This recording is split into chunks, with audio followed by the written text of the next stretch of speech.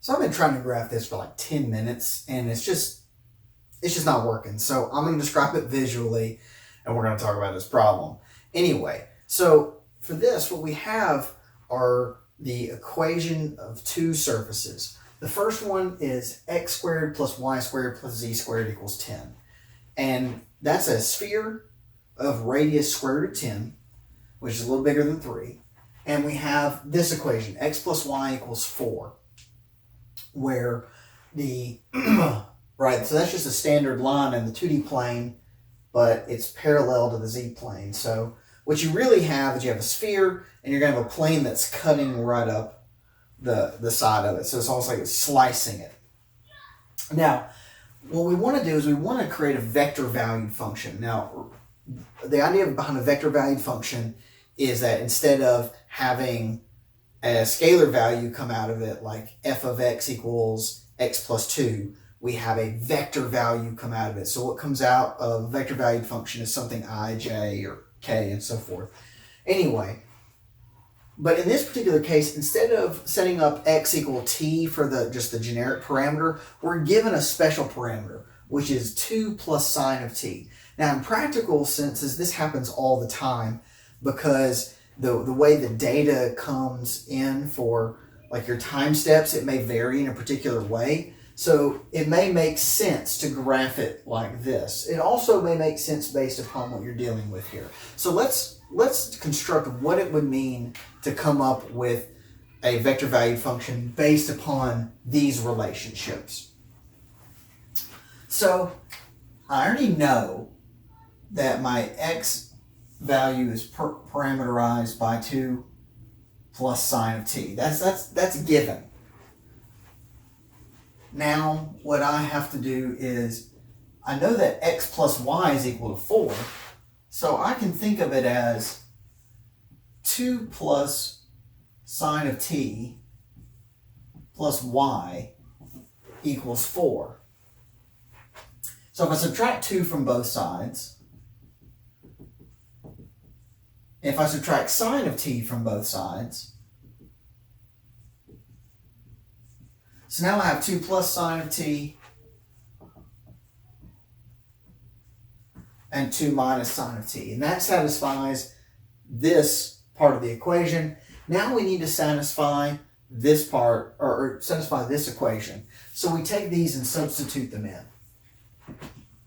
So we would say 2 plus sine of t squared plus 2 minus sine of t squared plus z squared equals 10. Now, multiplying this out, we get 4 plus 2 sine t plus sine squared t plus 4 minus 2 sine, not 2 sine t. These are 4 sine t's plus sine squared t plus z squared equals 10.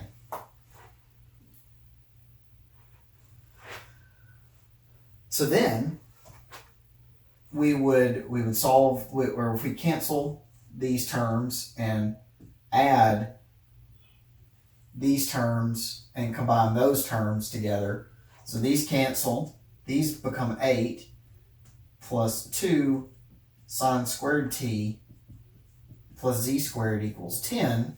Okay, so if I subtract that, I get 2 sine squared t plus z squared equals 10. Now, let's be clever here. Let's be clever and let's think a little. So, I'm sorry, not 10, that's 2, I apologize. So if I subtract z squared equals 2 minus 2 sine squared t, so z squared equals 2 1 minus sine squared t. Well, I can remember my Pythagorean identity that cosine squared t plus sine squared t equals 1. So 1 minus sine squared t must be 2 cosine squared t.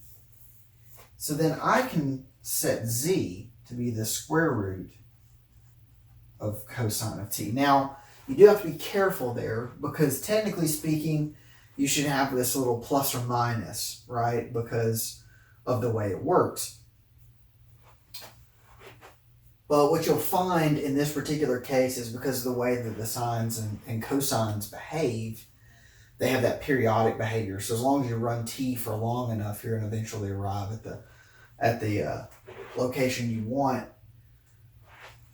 So we're going to leave z is equal to square root of cosine of t, or square root of 2 times the cosine of t. And that's going to give us r of t equals 2 plus sine of t I plus 2 minus sine of t j plus square root 2 cosine t k.